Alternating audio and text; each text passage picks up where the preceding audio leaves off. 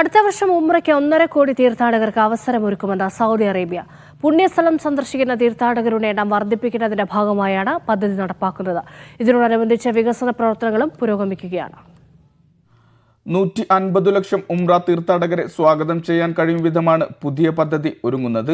കൂടുതൽ ആളുകൾക്ക് പുണ്യസ്ഥലങ്ങൾ സന്ദർശിക്കാനുള്ള അവസരമൊരുക്കുന്നതിന്റെ ഭാഗമായാണ് പദ്ധതി. ഇതിനായി അടിസ്ഥാന സൗകര്യങ്ങൾ വിപുലപ്പെടുത്തുന്നുണ്ട്. സേവനങ്ങൾ ഡിജിറ്റലൈസ് ചെയ്യുന്നതുൾപ്പെടെ ആധുനിക സാങ്കേതിക വിദ്യകളുടെ സഹായത്തോടെയായിരിക്കും പദ്ധതി നടപ്പിലാക്കുക. നിലവിൽ പാകിസ്ഥാൻ, ഈജിപ്ത്, ഇന്തോനേഷ്യ എന്നിവിടങ്ങളിൽ നിന്നുള്ള തീർത്ഥാടകരാണ് എണ്ണത്തിൽ മുന്നിൽ നിൽക്കുന്നത്. ഹജ്ജ് സീസൺ അവസാനിച്ചതോടെ വിദേശ രാജ്യങ്ങളിലുള്ള തീർത്ഥാടകർക്ക് ഉംറ വിസകൾ അനുവദിച്ചു തുടങ്ങിയിരുന്നു.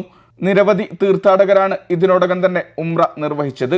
വിദേശ രാജ്യങ്ങളിൽ നിന്നെത്തുന്ന തീർത്ഥാടകരുടെ പ്രവേശന നടപടികൾ വേഗത്തിൽ പൂർത്തിയാക്കാൻ രാജ്യത്തേക്ക് പ്രവേശിക്കുന്ന കരാതിർത്തികളിലും വിമാനത്താവളങ്ങളിലും തുറമുഖങ്ങളിലുമെല്ലാം ആർട്ടിഫിഷ്യൽ ഇന്റലിജൻസ് സംവിധാനങ്ങളടക്കം സജ്ജമാക്കിയിട്ടുണ്ട്. Mishal Cherpulassery, media 1, Riyadh.